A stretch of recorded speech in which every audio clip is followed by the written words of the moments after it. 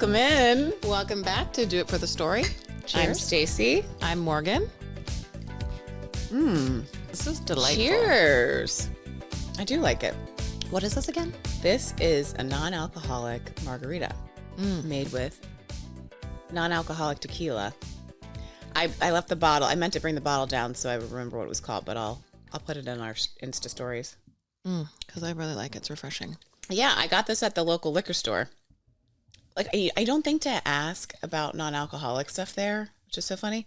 But I asked the other day, and he was like, oh, yeah, I've got non-alcoholic, and then took me to a section of, like, there were a lot. He said there were newer ones of just the non-alcoholic spirits. Nice. Yeah, no, I actually, I have asked there before at the Eastport liquor store, and they're great about it. Yeah. Yeah. So I'm loving that. Highly enjoyable. Highly enjoyable. Oh, Well, a sigh of relief. Sigh of relief that we're just here and we're able to chat. Sunday, it's beautiful. Yeah. Yeah. It's been, I know we mentioned this in another episode, but I don't think it's wrong to mention again because we're still in the season. But the change of seasons, the new moons, the temperature's dropping, and then it doesn't. Just this time of year, because we're not in daylight savings yet. But you can feel it So coming. that's a real mind fuck. Yeah. Like, yeah, we can feel it coming because I guess the sun setting, at least in Maryland, it has set in Annapolis around like 6:30 or something. Mm-hmm. So earlier than that, 6:20, I think it starts to set. So just with the days seeming shorter, it's that time of year where the energy seems to be a little different, more tired naturally, like we're supposed to be. However, society doesn't allow us to go slower, take more time. And so I think because it's like we're fighting what nature wants us to do and then trying to adhere to what society, work, all the activities that you, Morgan, probably have to deal with now as a mom. Like, it's fall, it's fun, but Angel's got, I'm sure they're doing like a costume day at school and somebody's having a Halloween party and Yes. a lot of extra fun things, but fun things are still things to do nonetheless. Right. And even though there's fun things, and I do totally enjoy, like I think everybody does, the fall, Yeah. like it's the pumpkins and the fire pits. Spooky and season. Spooky, and whatever. There's all these little different, like you're saying, activities. But it's also, and yes, it's enjoyable, but no different than, the holiday time of Totally. Christmas, Hanukkah, all New Year's, all of those things that takes a lot of effort and a lot of time. And Right. it feels kind of like that same, Halloween through New Year's, like that's part of for me too, how this time of year when people are like, oh, I just love the holidays. I love getting together with community. I love family and Sure. time and love all of that. But it's the prep and the expectation and the Right. thinking of the gift for the random person and the, Right. and the that's a lot of, expectation, and the like expectation you said, is a big one because we'll talk about it more, but and now, so when this episode probably airs, Halloween's probably going to be come and gone. yeah. But it's just like you're saying, the expectation, because we were of the generation, at least in our house, of like make the costume last minute, no big deal. Now it's like, sure, yes, we have Amazon, you can order something, but then you get on Instagram, the Pinterest of like what the parents are doing, everything from the cute little, ghost cookie craft thing to the like, don't be eating this candy, kids, because it probably has carcinogens in it, to, Yes. what you feel like you should be doing. It's so interesting you said that because I'm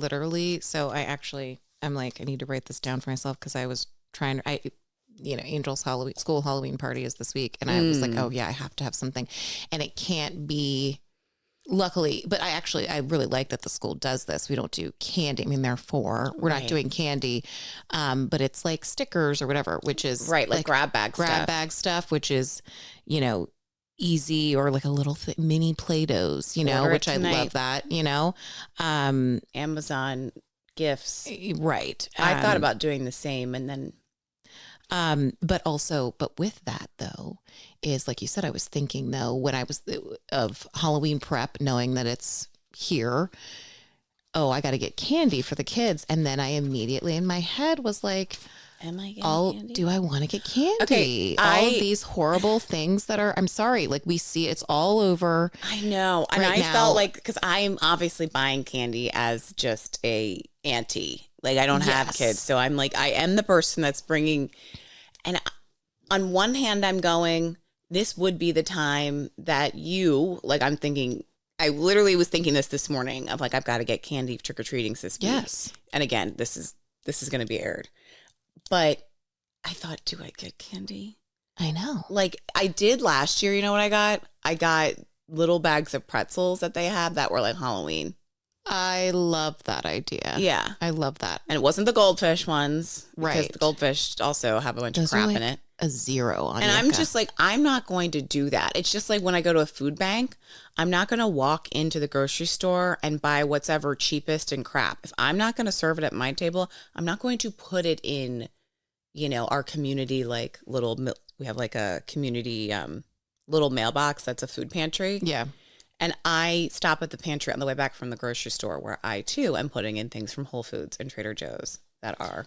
Yeah.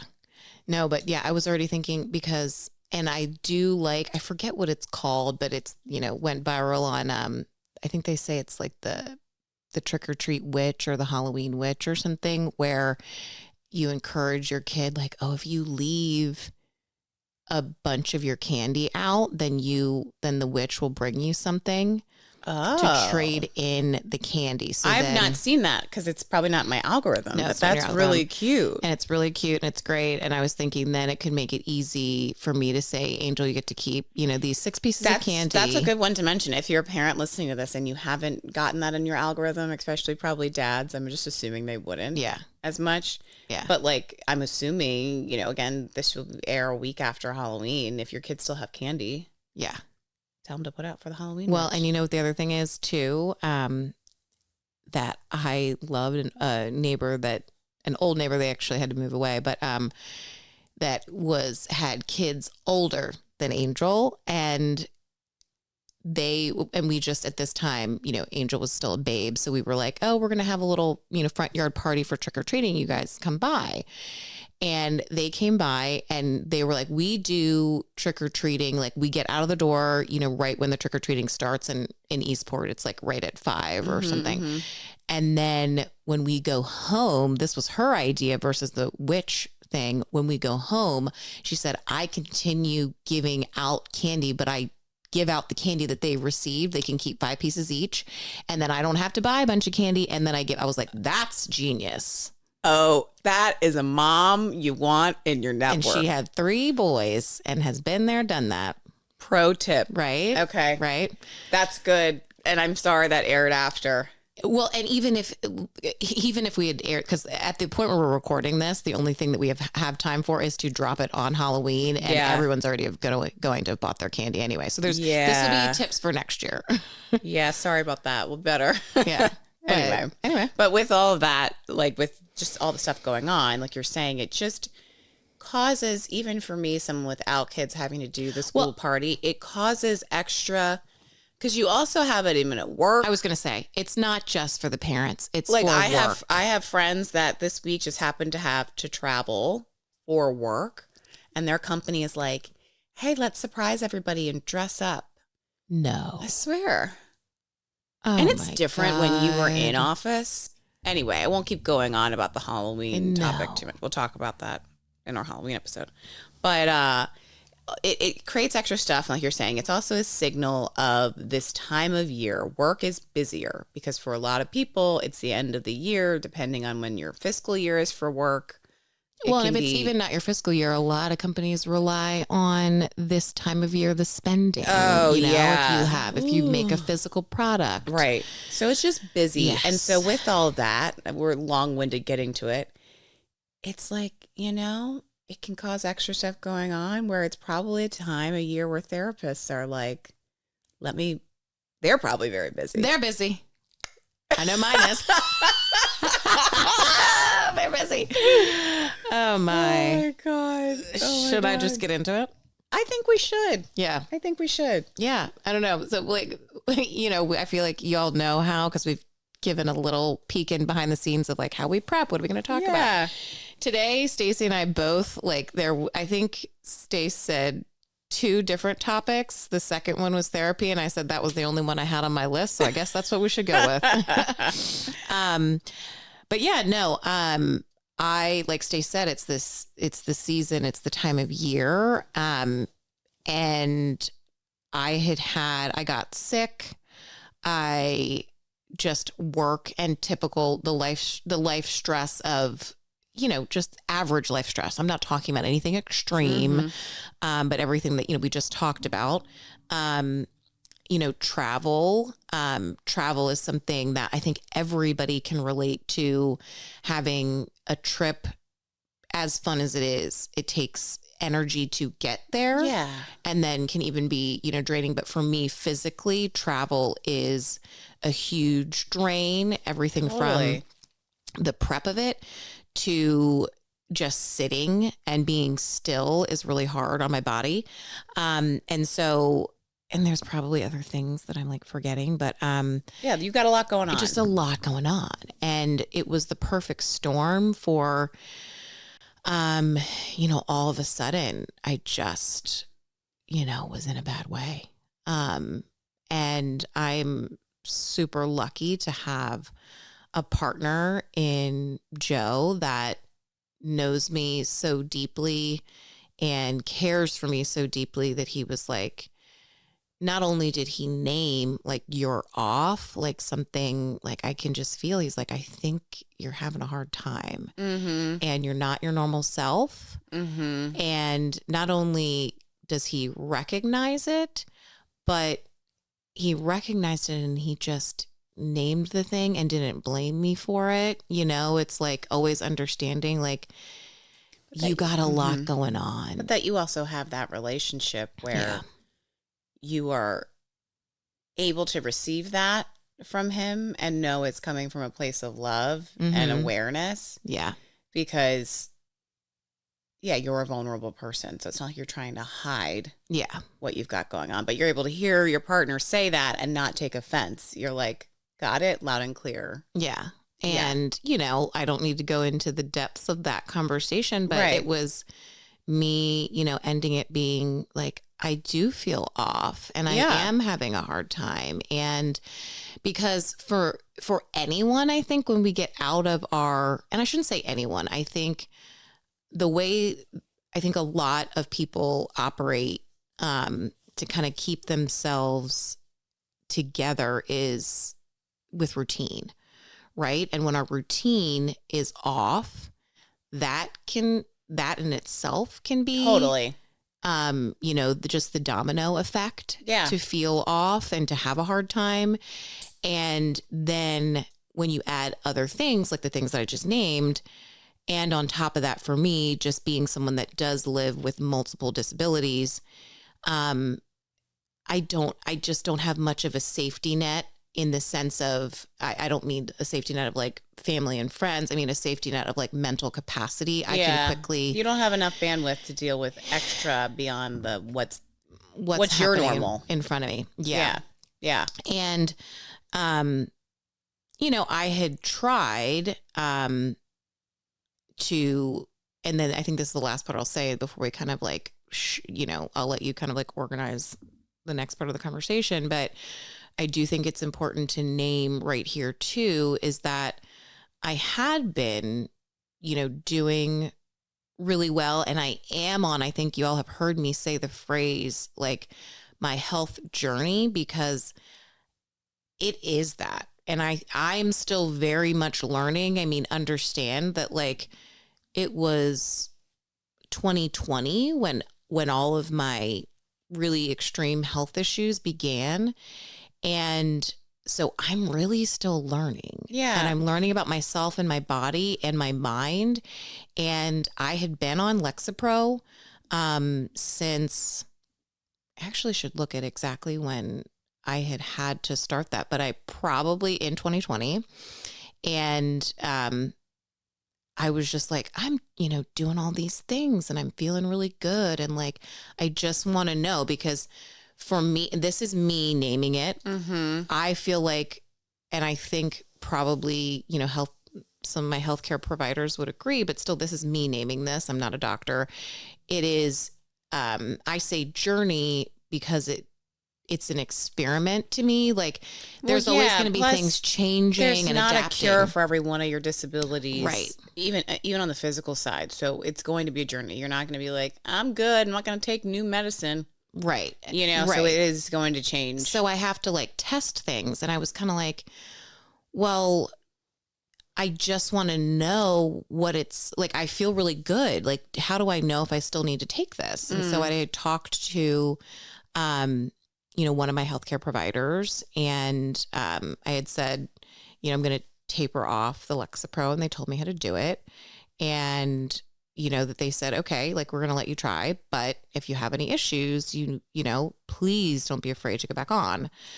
And so I just, started it again. And I say that out loud because, and I don't, and again, it's a journey. Maybe in 5 years, maybe in a year, I won't be on it again, but maybe I'll need to be on it for forever. And that's something that I personally do everything I can to like use my inner self, my mental and physical. But sometimes it's beyond you. Yeah. And so it's like we talked in other episodes too, where like, at least this is thinking that I have, and it was a therapist told me this, and I've actually heard my acupuncturist say it, is holistic means whole.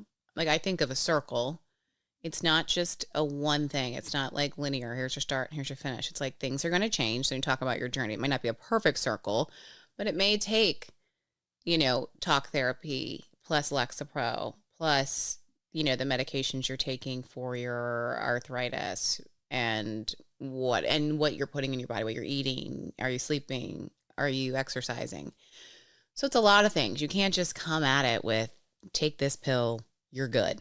Right. And I say all this, and you're telling your story. Before we get into more of the meat of today, is like probably should remind everybody is we're not doctors, we're not nurses, we're not medical care professionals, we're not health professionals. So what we're talking about in this episode is our experiences, our opinions, but we are not diagnosing you. You could relate to maybe these things and then take that information, what you will, and go talk to someone who is a licensed specialist, medical health provider. But we're not that on this pod. So 100%. Don't come for us. 100%. Yeah. We're just genuinely sharing our story because, obviously that's what we do here on Diffs, but because I know a lot of people in my circle over the past 4 years have, whether it was physical or mental health stuff, people do want to know and ask the questions because if you're someone who is a vulnerable person, right? They're like, I would like to know more about that. Totally. You're willing to share. Yeah. People feel comfortable, or especially the people in your network feel.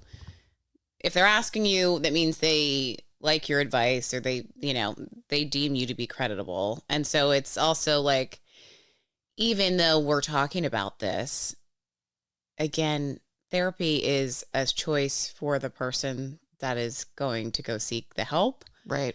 In my experience, and I would just encourage this for others, like I relate it to addiction.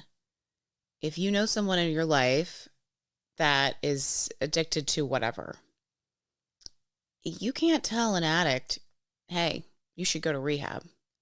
They have to want to go to rehab. Yeah. They have to want to seek that help. Same with therapy. You shouldn't be you can say like, have you ever thought about it? Like, I haven't, it helped me. I don't know it's something that's for you, but people are not going to go until they are ready. They're ready to talk about them. They're ready to seek help, that's bigger than them. So I just say that too, because it's not like when we say, whether it's this episode and others, we're like, I'm sorry, you should go to therapy. it's just like how you would with a friend. We're saying that in conversation, but we're not like telling you, go, go, go. If you're not ready to go, don't do it. Yeah. If you think it's not for you, don't do it. We're just sharing our experiences. Yeah. Anyway, I just wanted to kind of say that. No, I think I'll double down. I completely agree. I do think therapy is very beneficial. And I think that everyone needs to be in therapy and everyone needs to be in therapy each week? No. I mean, and I'll say right now, my therapist specifically said, the way that she said to me, and I quote, "You use therapy the way it's supposed to be used." Now, this is her opinion, but I go and I'm in session when I have something to talk through and we're talking it through. Mm-hmm. And then if it's like, I'm good, I'm not saying then I don't go for 5 years, but like, I don't personally, my goal is not to show up for therapy every week. And again, this is my experience. Because some people go multiple times a week. Exactly. Like your therapist that's a journey you all will go on together. Yep. And they will make those decisions with you. Yep. So there's nothing wrong. If you're someone that's in therapy every day, great. Yep. If you're someone that's like, look, I only need to check in once a quarter because I just want to make sure I'm still having that honest conversation. Yep. With an unbiased opinion that's not related to me or someone that I work with or friends. Awesome. Yep. It's a choose your own path. Exactly. And just wanted to back up a little bit. So like when you were saying like your therapy, the only therapy that I have taken part in, Stacey, is talk therapy. Mm-hmm. Yes. Because there's many different types of therapy. And there's many different types of talk therapy. I was thinking about this when we were researching it. I don't even know if I know for sure. I mean, I'm sure it's on their website. I go back and look. But like of the therapists that I have worked with, I don't know the specific type of talk therapy that we did. I just know this is my journey. It was talk therapy. So I'm talking to the therapist. We're talking about what I have going on in my life. They're listening to me and then giving me advice, but it wasn't advice and like, this is a fortune teller of like, this is what I see for you. They were helping me with coping mechanisms for my toolkit, I call it. Yes. Like, when I'm feeling X, Y, and Z, I know, okay, what are some things that I can help me cope in this moment? What are some daily things that I can do? So I just mentioned that. Yeah, no, 100%. And I think, and I want to name that, and I love the way that you just described that because it is, it's almost like seeing a physical therapist, or not even, and that's not even as easy to relate to. I'll say a trainer, if every person that walked into a gym, the trainer gave them all of them the exact same workout routine. Right. That would be bizarre and shocking to everyone, and right? you would know, wait, right. I'm 5'2", right, and weigh, 80 pounds and have never lifted weights. And you just told that jacked guy, you know what I mean? That would be so bizarre. Right. Right. It's because it's about you. It's your emotions, your thoughts, your feelings, what you've been through, and the therapist listening to you and helping you to identify, maybe the why behind some of the feelings or the things that are coming up in your life. But it for me, talk therapy helped me to understand, well, I'd say for anyone, the potential to understand yourself better, resolve complicated feelings, maybe even resolve complicated feelings of certain relationships, right? And recognizing patterns. And I don't just say type of pattern because sometimes it takes you talking to a professional, kind of like we talked about in the ADHD episode, for you to have like an aha moment, right? So, but again, everybody might have different goals, but that's just kind of the typical. It's so funny you say that too, because one of my, and actually I'd be curious to ask my therapist about this, but I think one of my patterns is like obsession. If I'm in a depressive state, And I haven't had a ton of depressive times. I've had a lot of anxiety. But the 2 times where I was like, actually definitely 3 postpartum, then during like the depths of my, not able to walk, Like health journey, diagnosis. Trying to figure a diagnosis. Yes. And then again, right now, when I've been in, and not to say all of those times, those are different levels. My depressed feelings that I have right now, were they the same as when it was COVID and I was postpartum? No. Right. That's why, again, to the point of it is a journey, things change, Which is the a really individual important thing you're saying. but the last thing, and then I'll pop it to you, but I just naming that, like I was obsessed with when I first, my first bout of depression when it was postpartum, we moved back into our house. Let's see, it was 2020. Well, yeah, it was 2020, but I'm saying it was literally like 10 days after lockdown. Yeah. We moved back into our remodeled, our house was being like redone, and we moved back into our house with a new baby, and it was COVID, and then no one could come around and like help us and all the things, plus postpartum. So like I didn't know immediately that I was depressed, but I was obsessed with our bathroom tiles. I was just going to say the bathroom tiles. I couldn't stop. I know you mentioned that in the birth story episode. Yeah, I couldn't stop thinking about them. So interesting. Because I was like regretting that I made the wrong choice. And I'm also, and maybe like someone might hear that, like, oh, I get obsessed about stuff like that and I can't like let it go. Maybe because you felt like it was something you could control. Yeah, I don't know, but I guess I'm also naming that. I'm not saying for you individual that when you obsess over something, that means you're depressed. That might be a thing that you do. I'm just saying, I know that that's a sign of depression, and certainly a sign of depression for someone like me when I never would obsess over something. Like maybe I'd be, you know what I'm saying? Not continuously. I can't name another time that I was continuing to obsess over something, couldn't stop. And, Lindsay, our older sister, was just like,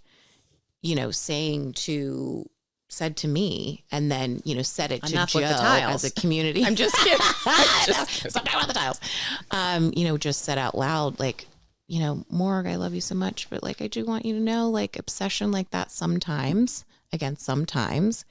can be a sign of depression. And then saying it to me and then saying it out loud to Joe, it was a really good, like, okay, yeah, I do think something's wrong. Cause I literally was crying. I know, I'm never going to comment on your bathroom tiles. I love the tiles. I'm teasing. But seriously though, cause I was like, dude, I said to her out loud, I'll never forget it. Like, I can't stop thinking about it. But that's a really important, what I was going to say before, like you saying, oh, maybe there is this correlation between when I'm going into more of a depressive state and this obsessive compulsive thoughts. I had that again. Yeah. Right. Because, and I'm curious to hear what they are now. I'm just kidding. I'll tell you. But it's like, just you saying the depression I had after, Angel was born versus the depression that you had when you were going through the first symptoms of your psoriatic arthritis. Just because maybe, and I don't know for you, but I've been in this state before of, well, it's not as bad as that time. Yeah. Yeah. Well, I'm good. I went to therapy before. Yeah. It was bad. This time I'm not feeling as bad. Yeah. I know what's in my toolkit. Like you don't have to do it's just like when you were saying the example of the personal trainer. You wouldn't go into a gym and the personal trainer would be giving everybody the same exact workout routine, diet regimen, whatever. It's not the same every time. Yeah. And you don't have to make it again, if I went to the doctor because I had a sore throat, well, I'm also going to go to the doctor when I, tore something in my back and I can't move. Very different. The sore throat, I can walk. I'm okay. Yeah. I still need medicine. Still something's going on. Yeah. I'm not going to ignore it. So if you think about things like that, more of like how I would relate it to my physical pain, you don't need to ignore your thoughts, especially when like you are talking about having the compulsive. when it's there, when, if you start to notice your own pattern, and sometimes, thank God, like you were saying for you, JD said, hey, something's off. Because if you're not someone that's really in tune with yourself and you haven't maybe gone to therapy before, you may be less likely to understand when you are a little off. And you may need that friend, family member, person in your life to say, like, are you good?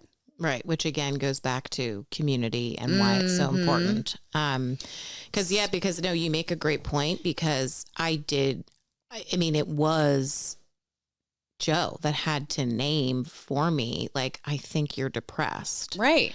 And I mean, that was like, because it was not nearly like, in my mind, I was nowhere near I was when I'm talking about the bathroom tiles. Right.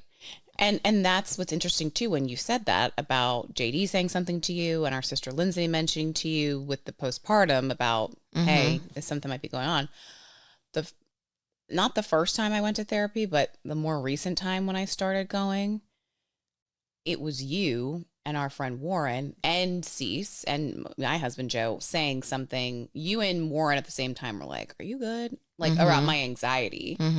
And Cease was like, yeah, what's going on? Yep. Same thing, where I was like, I'm good, whatever. I'm just, I'm handling it.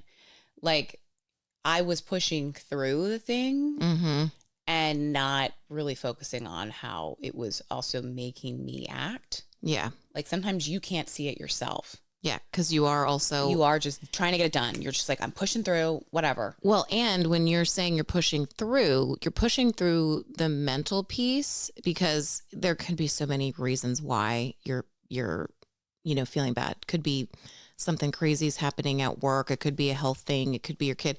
So the situation isn't the same every time. Right.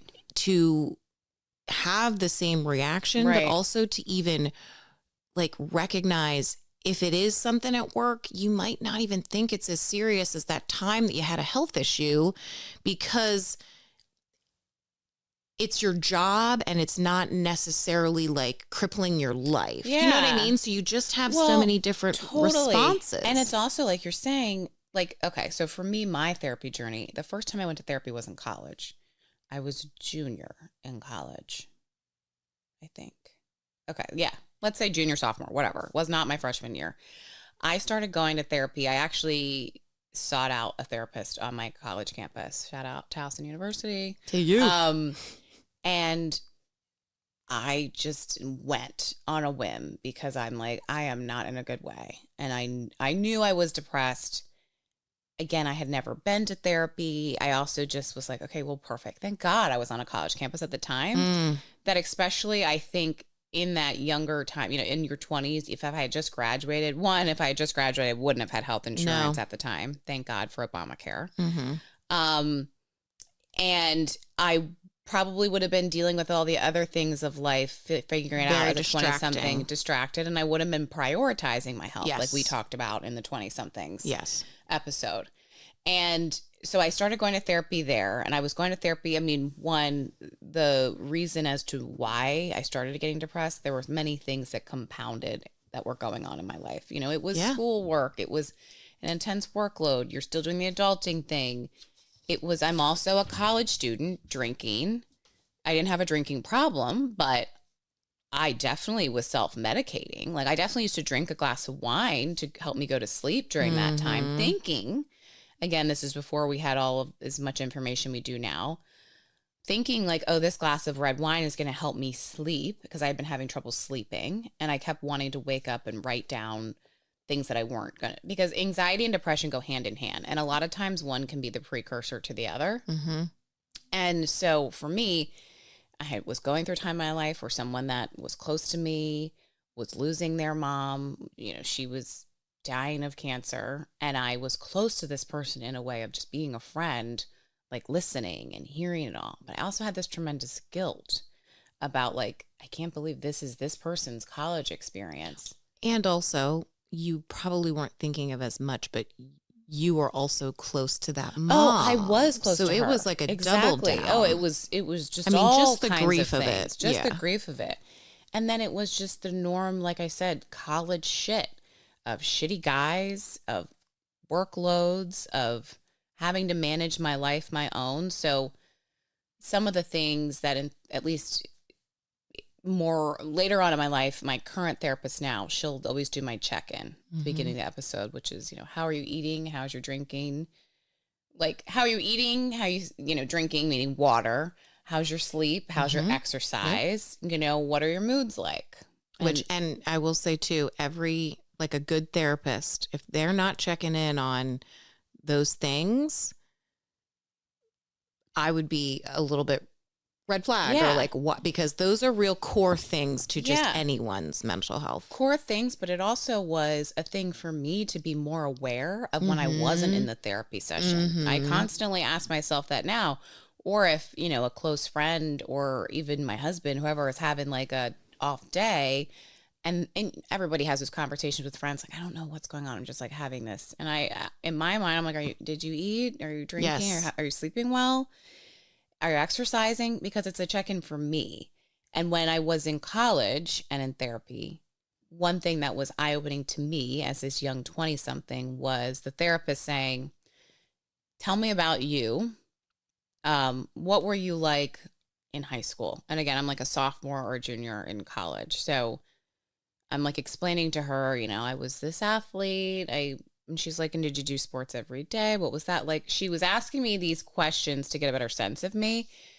And then she turned to the present day, which is like, okay, how often do you exercise now? And at the time, I wasn't prioritizing it.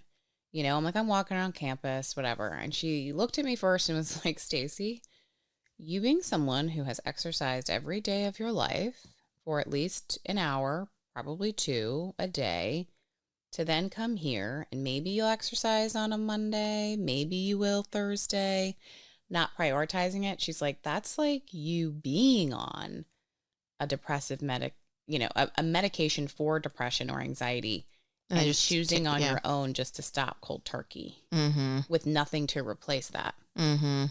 She's like, it'd be different if you had been on something and then you told me, okay, now we're going to exercise every day and meditate and do all these extra things to replace it. But she's like, there's a lot of research behind that just with the exercise, what you're now not getting. She didn't even touch on the drinking, but I'm drinking alcohol because I'm a college student going out and partying, but that's a depressant. So that's not helping me. Yeah. And we're talking about the early 2000s. So right. you don't have I'm access binge to drinking like you wouldn't believe. Well, you don't have access to cannabis. Like, give me a Bacardi and Coke Zero. Yeah. I mean, and now there's so much more information. But obviously we know that's, the last thing anybody should be doing that's depressed is be drinking, but don't come at me for it. It's just, it is what it is. Right. Right. Oh my. But I say like you, because that's when my journey started. And like we mentioned about maybe you just need to go once in a while, but I've been in and out of therapy since then. More recently, what prompted me to go again, which I shared in the Operation Baker Dozen episode about my fertility journey. If you're going through infertility and you don't have a therapist, you go. Yeah. But I shouldn't even say that you go. Truthfully, I should be like, what are you even doing? Because it is difficult. And you also, anytime you read an article, see an Instagram post, whatever, about infertility, and there's always the like, how can you support the person going through it? But it's just the everyday things that you have to deal with that you can't give people a toolkit for, like people giving me unsolicited advice about, what I should be consuming or not consuming, or, oh, have you tried this? Or even when people say, when I tell them and I have to, and I try to be vulnerable at work depending on where I am in a treatment cycle, expressing like, hey, just so you guys know, I'm going through IVF. Just that in itself, people's first reaction of being like, congratulations, is weird. That's a whole other episode. Yeah. But there's so many things that you don't know are going to trigger you in life, but especially when when it's a big moment. Okay. Yeah.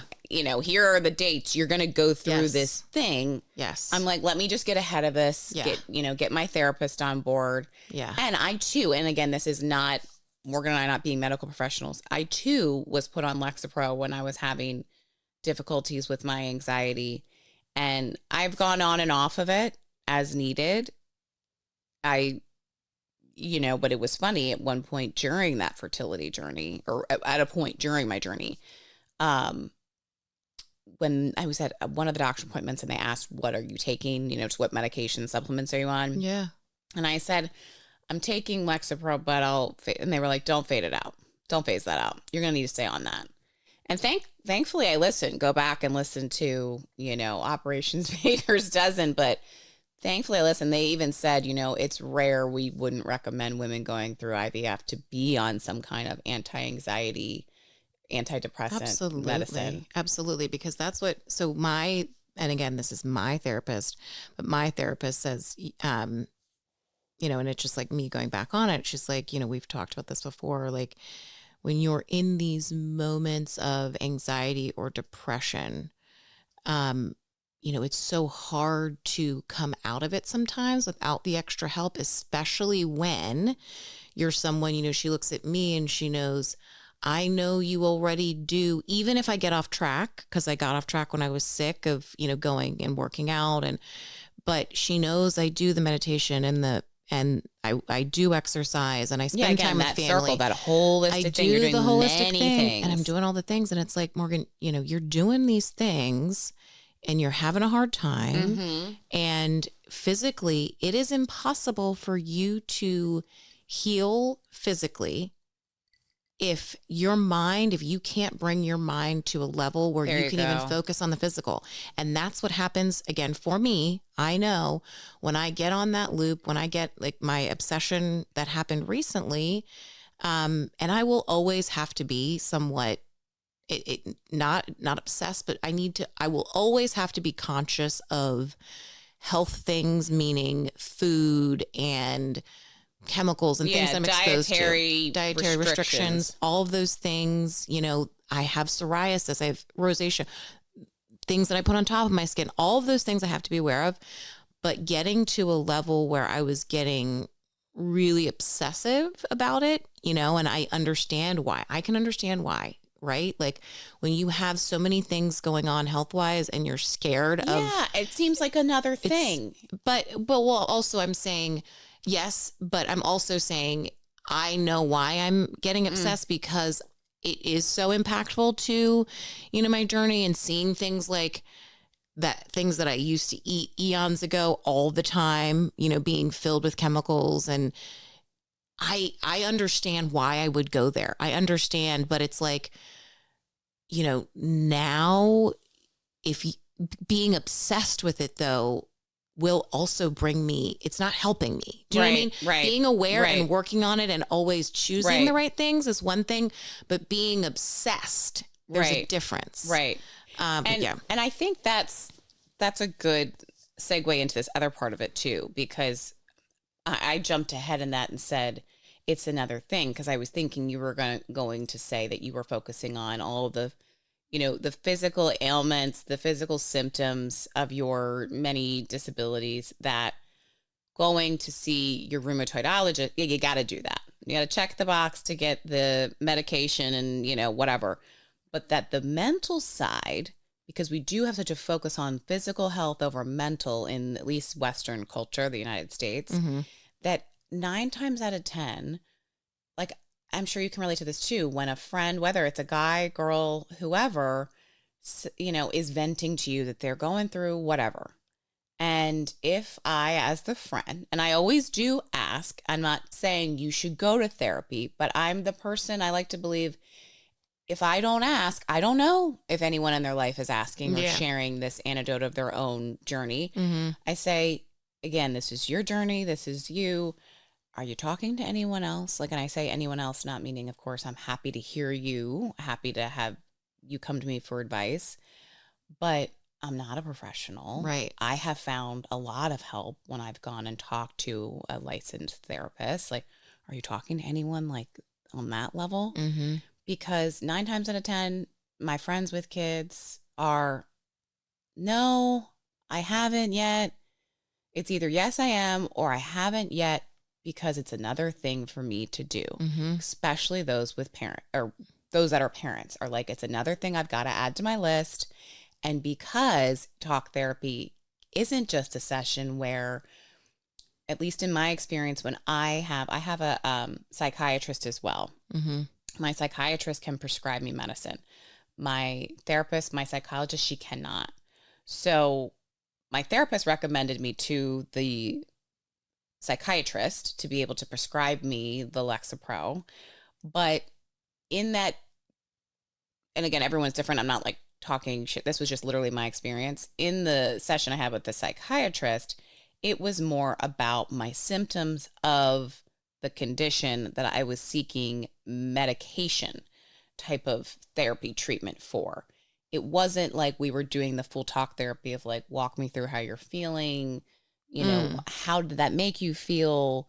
That must be really, it wasn't that as much.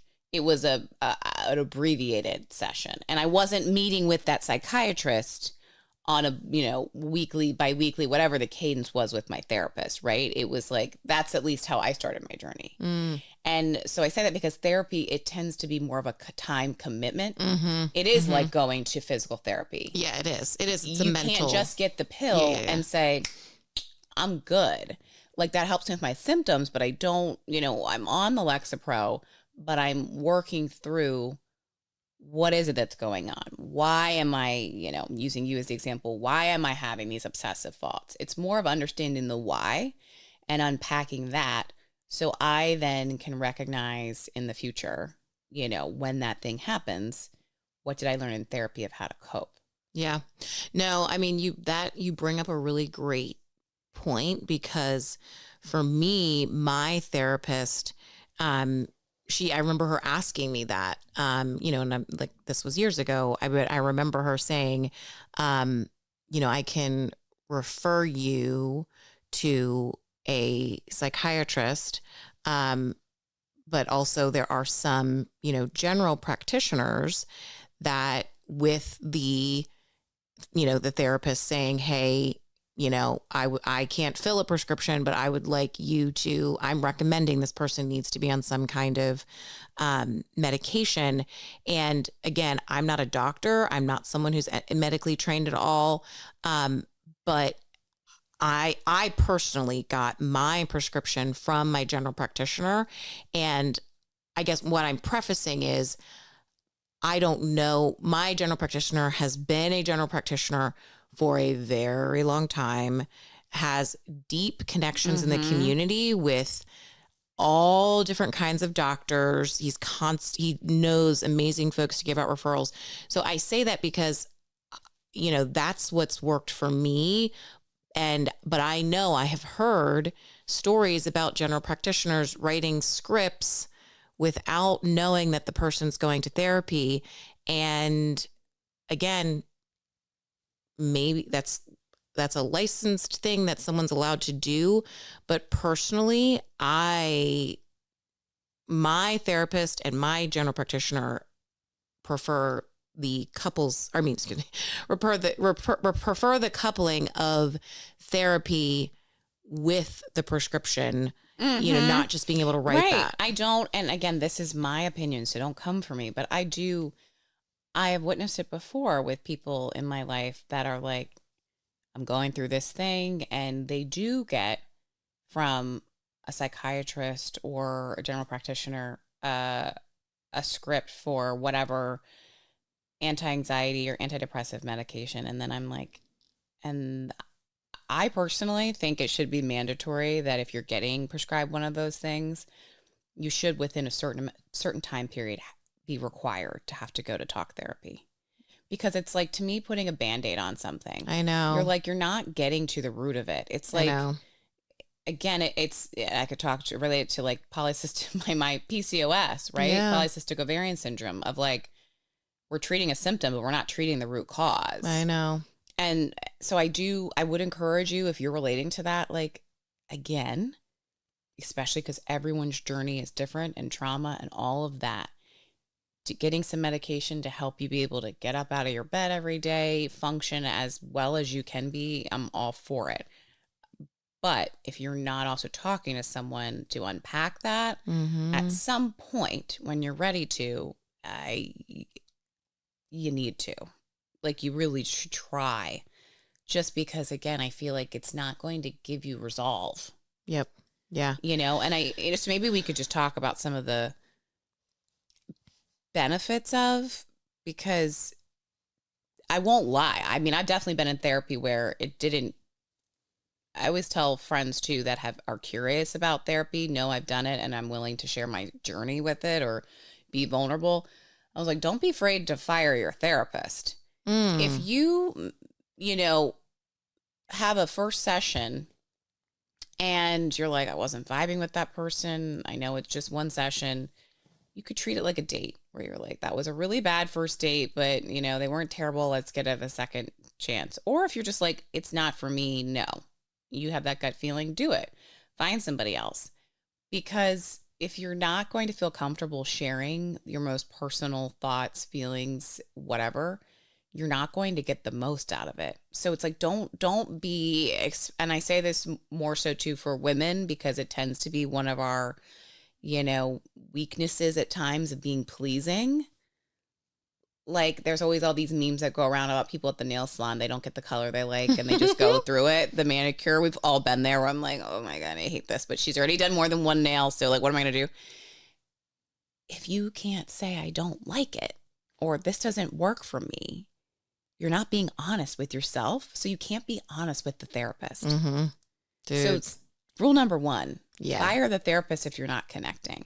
Yeah. And don't let that be the thing that stops you from going. Right. Right. Like if you, that's no different than why we always say, or, I'm saying the collective we, but like why it's understood. You get 3 opinions, when you're going to see a doctor for anything health wise, even outside of your health. Like I've said this to a guy friend too, because I try to, not that this is like a sexist comment. I was trying to reason with him. It was a friend of mine who was like, I need to go, and finally went. And I'm like, I'm so proud of you. And then he's like, I don't know, I didn't really like the therapist. And I said, well, when you have work done on your house or your car, do you just go to that one mechanic? And if you don't like the work that they did, say, well, I'm not going to take my car back to any garage. Right. Or I'll go back to him. Did a shitty job, but I'm going to let him come back and put a new engine in. Same thing with like a contractor. No, you get 3 opinions and then you pick. So do, interview the therapist if that's something you want to do. I know I'm jumping a little bit, but like, I think that's just important, because some people may be listening to this going, oh, I hated therapy. It's like, well, then you probably didn't find the right person that you meshed with. Absolutely. Absolutely. Finding a therapist, people sometimes are overwhelmed if you're not in a great way and you're like, it's hard enough for me to do X, Y, and Z at life. There's multiple different resources, obviously, online that you can use. I would say number one, if you have healthcare benefits, go to especially if you trust like a general practitioner or something, you can always ask current health providers. But like your work benefits, different companies I've worked for that have like even like concierge like services where they help you find professionals in your area. Or you can start by just going on to the benefits site and literally just, picking someone. Or you can check like websites like, I know different work benefits have them, but Spring Health, another thing of be an advocate and talk to your HR about therapy benefits. Like Spring Health is one where it's more virtual sessions. Mm-hmm, yep. A lot of companies, especially since COVID, have almost like a telehealth, how telehealth is, a lot of companies have the telehealth now. Right. And like the BetterHelp, like BetterHelp. There's a lot of BetterHelp. There's a lot of those. You can go seek on your own. But I'm just saying, before you go do that, see what can be covered that you may not you be already paying have in out your of network. pocket. Yeah. So that it shouldn't be cost, because there's also a lot of like nonprofits that do, depending on what you're going through, like you can sometimes find free services. Oh, I didn't even know that. Yeah. Well, and then you can just like the other websites that like find, I don't know if you already said this, but I remember we were talking about it earlier, findapsychologist.org. Yeah. And sometimes it's just like dating. It's like making a cold call, you know, just try them out. And if it didn't work, And Thank the you, American next. Psychological Association, locator.apa.org. But also my thing is also, community. Like I simply asked, my neighbor down the street that I also was a friend, and I say was because they have since moved, Yep. but who I knew was more of a child psychologist leaning therapist, and just asked, like, do you have some referrals in the area? Right. And honestly, it ended up being my current therapist. Didn't ever have to change, Right. and the way, it was someone that I liked and I trusted, and it worked out that the Right. referral that she gave was awesome. I mean, it's no different than like we talked about with our community episode, Right. when you went into Duffy's studio and you realized, oh, this person that they recommend for the sound baths. Oh, it's the same kind of thing. Exactly. But and that might give you too, just saying on the asking community, if you don't want other people to know what you're going through, that's fine. Obviously you can go online, be discreet, make phone calls, but it's also sometimes too, maybe asking someone that especially if you're someone that, and I'm just thinking about too, like LGBTQIA plus community, you want to make sure you're feeling safe, or, if you want to find someone that's more, I'm using air quotes, like you, like someone in your race, ethnic group, gender, sexuality, whatever, it might help you just to community. But a lot of those websites too, a lot of those websites they will filter that have, you now. can filter out for like, even if you are looking for someone that's about like postpartum or fertility, or, I've definitely sought out, and a lot of these therapists cover, a variety of topics clearly, but like if there's specialties, Yep. I And would I go that just, route. because I'm direct, I talked to my therapist about that. I was like, I got to talk about race stuff and I have these things, and like, wasn't trying to pigeonhole her, but I was, saying, you appear to be a white woman. And she was like, Morgan, I totally understand what you're saying. She literally was like, You appear to be a white woman. I mean, it obviously didn't say that to her, but she was like, I understand what you're saying, but I also want you to understand I have treated, this woman's literally retiring. Right. So she's like, I've treated you all saying kinds that- of people, and I do, she confidently gave me the answer that I needed. Like, I have, and also named for me. And she's like, I'm in a group of, whatever I'm saying group, because I don't know what they call it. I'm in a group of psychologists, and we are all many races. We talk about all these things. So you did what I would call a safety check. Yeah. Which everyone, just like Morgan's saying, you shouldn't feel weird about doing that, because it's very real to, that's why I'm here. I wish I could do that more easily with all of my doctors, Right. But I mean. But the other thing that I do want to mention, we mentioned briefly the, what companies provide, and, providing, now that I think health insurance is even more, has been even more expansive, one, post-COVID pandemic lockdown, but also, there's just been much more conversation around health in general in the past, I think even since Obamacare, there's like much more conversation around it. But I think what sometimes people don't understand is that your company is legally required to provide you with a leave, to provide their employees with leaves of absence. Yes, great as point. well as accommodations. And so I think we're so many of us are so used to, sick time or wellness time, PTO. But what we don't understand is the leave and the accommodations and those things that fall under the Americans with Disabilities Act, the ADA, because so many folks don't, identify, and I don't even mean like they might have a disability, but they don't even identify it as like, oh, I have a disability. But so I'm actually just going to read this so it's super clear. But under the ADA, companies are legally required to provide reasonable accommodations, including leave of absence, to qualified employees with disabilities, unless doing so would cause an undue hardship to the employer, meaning, they must consider providing leave on a case-by-case basis. Right. And so I say that, and don't overthink the disabilities piece. And that's what I'm saying when I say identify with a disability. There's so many folks, like people don't think of a pregnant woman in that moment, you're disabled. That's how you fall under the disability Right. act. You have ADHD, that's a disability. You, break your leg, you can temporarily, and again, that's why we've named before, like anyone can come in and out of that category. Right. It can be for a variety of reasons. But, and so never be scared to go and ask your HR team, right. for, Right. that support, or ask questions. That's a very, very important thing to bring up, because like you're saying, especially if you're someone that hasn't had to tap into those benefits before, like don't forget that they're there, and it's more than just your yearly well person checkups and visits. The other thing on that, if you wear a manager hat, or a boss hat, I personally have been a manager at different parts of my career, and I've had to say, when people are not maybe performing their best, or I see something that's off, like, hey, checking in, want to make sure everything's good. And I just want to let you know there are many benefits here that you can take advantage of. I'm happy to help you with that, but I do encourage you to talk to someone on HR about, if you need any of these things, taking leave, you need support with whatever else, at the time my company had available. Because as a manager, I'm looking out for them, I'm reminding them, then they can go on alone. And it's also you have to remember, sometimes people are going through stuff, they're humans, before you just think like, I'm going to put you on a PIP for bad performance.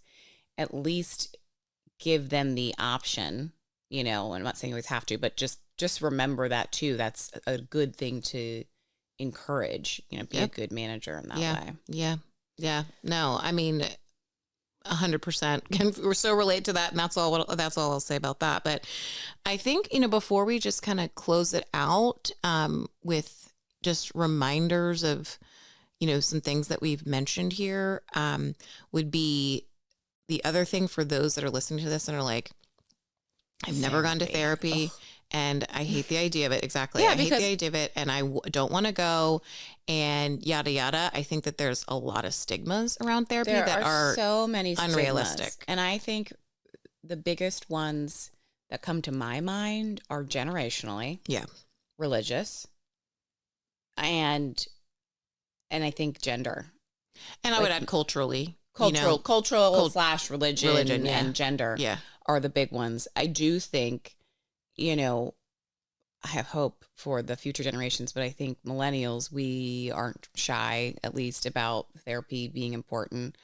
I think, in past generations, like our grandparents' generations, you'll hear people say, and what was that generation called? The greatest generation or something? Mm-hmm. So the generation directly older than boomers, is that they were doing the best they could with what they knew. Mm-hmm. Therapy wasn't a thing then. So it is a thing now. Mm-hmm. It's never too late to start this journey. Everybody has shit going on. Yep. Everyone has their shit. I don't care who you are. I don't care, how great your life seems on social media and how cute your kids are that you're posting and making it seem like everything is hunky-dory and you're the mom that's doing all the crafts and all the things. And, how often do we hear it with other people? Like, I mean, everything looks so great. I was shocked. I was shocked. And so, like you're saying, the stigmas, it's so important to get rid of these. Get rid of them, but also that's the reminder of, just because somebody appears to be great, you still have to ask them, how are you? How are you? And give it the pause and look them in the eye and be genuine about it. Right. But yeah, I think, with the stigmas, it's like, it's great to talk to friends and family and your clergymen and, these folks that are, have previously and maybe still are looked to as to be, folks that are a guiding light or whatever in your life. But those individuals, like there is deep training and research to become a licensed therapist and understand that there's no substitute for that. So don't think because I had a conversation with so-and-so that substitutes the talk therapy. And I'll just say it, because I've had this conversation with friends before, And they're like, like in friends in dark places, meaning like it's, you're depressed, very depressed. And telling me, well, I went and I talked to, well, and when I've asked the question of like, sounds like you're going through a lot, like, I'm so sorry, again, being very empathetic, I'm not solutioning. They came to me just to vent. So I'm hearing them and I'm saying, I don't know your experience or if you have, but this just seems like a lot just from what you're hearing. And all these feelings are valid. Have you talked to anyone? And this one friend in particular said, I'm talking to my insert priest, minister, pastor, whatever, a religious clergy person. And I said, oh, that's great. Are they a therapist as well? Like, did they go to school for that? And the answer was no. They're not a therapist. Yeah. And everyone can, again, talking to someone about your feelings, what's going on in your life is always better than keeping it in. Mm-hmm. But then that's okay. That religious person, clergy person should be then using their network and or saying, I'm glad we're talking and, doing whatever we're doing, praying, manifesting, whatever this religious person is. But now you should really seek additional, medical help with a professional. Yep.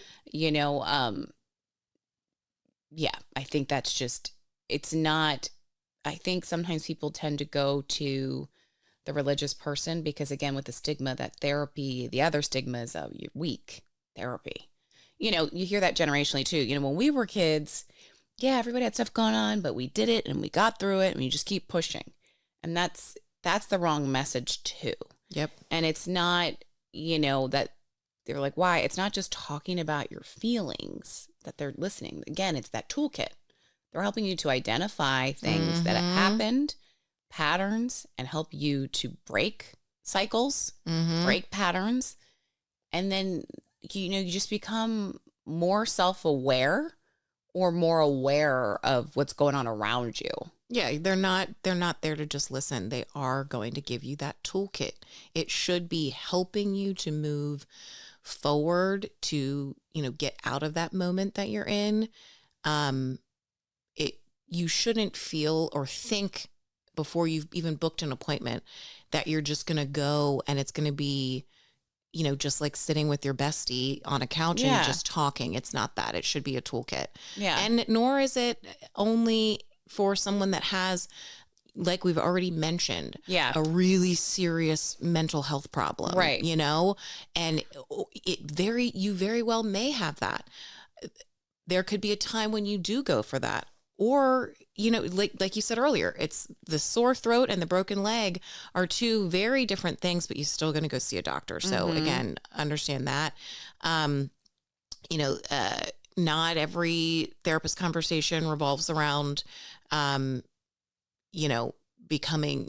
blaming your parents, I think. And I don't even think us as millennials, we think that. I kind of think boomers think that that's what we're talking about in therapy. I do too. But like, we're blaming you about everything. Like, that's absolutely not what it's about me. It's about me. It's about my stuff. On that too, I think it's like, we talked about this before in the, I'm blanking on what the episode was called. When we talked about friends of the opposite sex.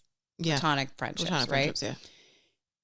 And we talked about how it's so great because women tend to be more honest and open with their feelings than men. And so that men in, opposite sex friendships tend to be more open with their female friends than they would with their male friends. Whether it's your female friend or your wife, your girlfriend, your sister, whatever, the women in your life, and I'm speaking to men, are not your therapist. So when it becomes something where you're like, I feel really comfortable going to Morgan all the time. She's a great listener. She's giving great advice. That's great. But then when Morgan says, have you talked to anyone else? That is also a sign. That's also, if you've listened, you've come to the advice, now listen to the advice.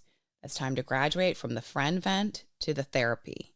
And I'm not saying don't still talk to your friends, but like, you can also I've seen it happen. I've been on the receiving end of it where I'm like, I'm listening, but I think this person would take the advice that I'm very clearly seeing as what's needed if it's coming from a professional. Yep. So transition to that. Yep. Absolutely. Yeah, no, it should be, and also it should just be a back and forth, and I'm not even say what it should be, because I think everybody's journey, everybody's experience is going to be different. I think though don't go into it thinking this is going to be a situation where someone's definitely going to tell me how screwed up I am. And I'm just going to be sitting there after the first session and I tell them who I am and why I think I'm there. Then every time they're just going to be telling me how messed up I am and, all the things that are wrong. And that I'm just going to be sitting there for them to tell me also how to fix everything. And, don't go into it expecting it to be anything, I think. Yeah, you can't, and even us sharing what it's been like for us is like, you can't expect that to be your experience. Right. Or I have friends that are in therapy weekly, have been, and probably will be for the foreseeable future. Mm-hmm. That doesn't mean that just because I am currently not seeing a therapist that like I'm in the wrong or something's off or I need to go back in. That's just like, I'm good right now. Mm-hmm. And you can have these, I call them like mini graduations, where you like, graduate the therapy, meaning the therapy that the reason why I came back, what I was working on, we got to a point where I and my brain could see the light. I wasn't on this repetition about these bad thoughts I was having or whatever. And I was able to take a pause and take a break. And just like how you were trying to see how well you did without being on the Lexapro, you're like, I think I got to a good point. I was like, let me take a pause from therapy. This was agreed upon by my therapist and I. We felt like we had gone to a good place, and that honestly our weekly catch-ups were just whatever, that I wasn't needing it as much. It's okay to also have those lulls. The lull being like, we're good right now. I don't need this. Mm-hmm. And it's also okay to feel like I'm good and still be going to therapy. Yes. Because sometimes the best sessions are when everything's good. Yeah, Alex Cooper always says that. Like her best sessions or when you just don't have that. Because sometimes it allows you space to even think about the other things. It's usually like, what just happened to me? What am I currently in this moment going through? Because there's still things. There's things that I learned in therapy. I mean, and clearly that's the whole point, that I apply to my life every day. Mm-hmm. And so I'm curious, maybe even, I don't know if there's in our closing, what is one thing that you've learned from therapy that you apply, like whether it's daily, weekly, that you reference, that maybe like everyone could benefit from? That I've learned from my therapist? Yeah. Or learned from therapy Or in learned general? from therapy in general. From the process? Yeah. That's such a good question, because I feel like I want to immediately say, like, I could just say a ton of things. But I think the one thing that is probably at the top, and I'm not going to say the obvious of like working out and getting a lot of sleep. Like, I think everybody knows we need a lot of sleep and we need to, we should be working out and moving our bodies. But I think the self-awareness and meditation, like, and I'm not saying everybody needs to meditate, but I think something like that, like a moment when you're quieting your mind and being self-aware. And for me, when I do yoga, and now that I am back in a studio, like there was just, with COVID and my health journey, there was just a chunk of time where I couldn't go in. Yeah. But I know for me, even just, I get a lot out of yoga because I get the physical and, the meditation time, and I'm supposed to not be thinking of anything other than what I'm doing in that moment. So that self-awareness kind of clicks in, but that's what immediately comes to mind. And, the final thing too is, I think that I thought certain things would rattle me more, when I talked about them, than they actually did, because sometimes I feel like once you just say the thing out loud, then you're like, oh God, that actually wasn't nearly as bad as I thought that it Yeah, was. and just talking Sometimes to, just again, talking. that person that you Yeah. don't know, that's like their job is to listen to you Yeah. and help like talk you through it. Yeah. What's your thing? My, again, with you, there's many things, but the one thing that you know me, I love like a good mantra, like a one sentence thing I can come back to. The one thing from all the years in therapy that I like to reference the most is that's just them being them. Mm. And this was something my therapist told me in reference to basically situations of like people, if you're coming to therapy with like, you know, so and so did this to me, I'm so frustrated and it's on my mind and now I'm taking on the burden of worrying about their thing. She was like, okay, let me ask you about, I'm just going to make this name up. Let me ask you about Kevin. Mm-hmm. Is Kevin acting different than how you normally know Kevin to be? Mm-hmm. I'm like, no, this is me just annoyed with how Kevin always does this. And she's like, okay, well, that's Kevin being Kevin. Yeah. Like, it's kind of like, I know I love Mel Robbins, which she has a new book coming out and I can't wait to get it called The Let Them Theory. It's kind of like that. Like, I could spend my energy on this one person and the annoying thing that they're doing, or I could just look at it and be like, I'm throwing up my hand. I'm not going to give this the time of day because, you know, that's Morgan being Morgan and that's Stacey being Stacey, you Yep. know? Yep. So that is one that I love. Okay, Just now I coming feel like back I to. should have made you go first because now I'm understanding. Like, now I'm like kind of thinking of it in a different perspective, and then I was like, okay, Well, wait. say another one. So I am going to say another. There's two.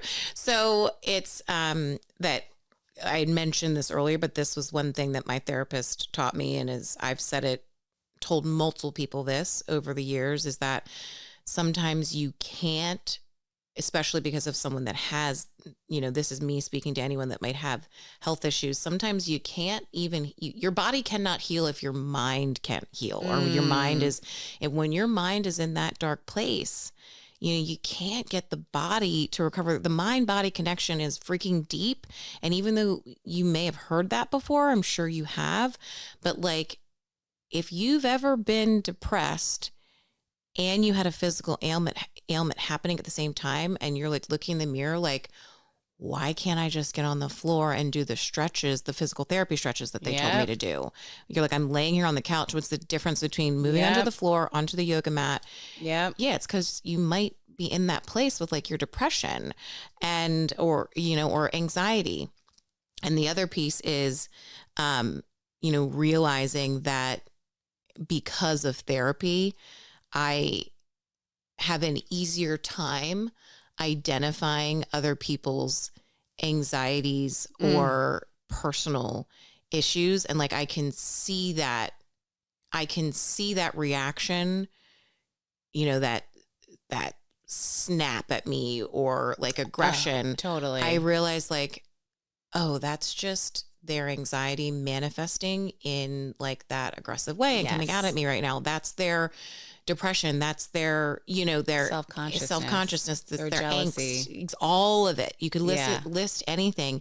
And I realized like, that has nothing to do with me. Right. That has nothing to do with me. That's them being them, and or them in a moment. Maybe it's their off moment. Their off moment. Or maybe it's just them. But it's not, I can say for me, I'm not saying this is for everyone. I'm saying for me, when I'm like, wait, I'm in therapy, I'm taking my meds, I'm doing my work, and this person just kirked on me.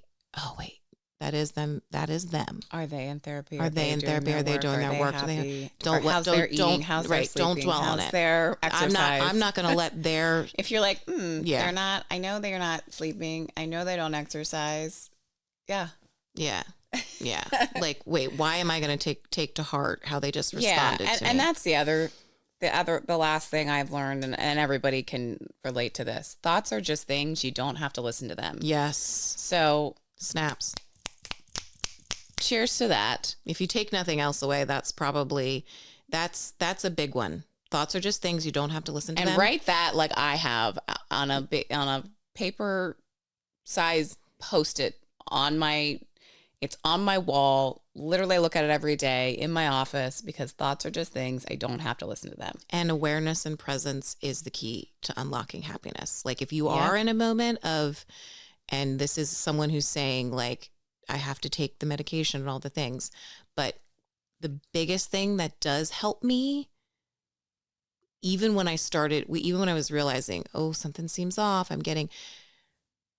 but breathing in my nose and looking, slowly letting out my mouth and looking in and realizing, wait, be present, be aware, don't obsess about the thing that I said in the meeting 4 days ago. You know, like that's the happiness. That's the unlock, you know? Yeah. So we'll leave it there. Anyway, thanks for listening. Hopefully you all will either relate to this because you're like, oh, been there, done that, doing the work. Or if you're someone that needs a little bit of a boost, it's be kind to yourself as you're on the journey, but start dipping your toe in. At the minimum, start researching it, look up some therapists in your area, do the damn thing. But while you're doing that, also don't forget to review us. Review us and like us and share us with, 1 to 2 people that you think might need therapy. Yeah, right. I'm just kidding. Anyway, that's not your place. Enjoy the rest of your week. Or maybe you do. Happy early weekend. Divas, diffs. Divas, diffs.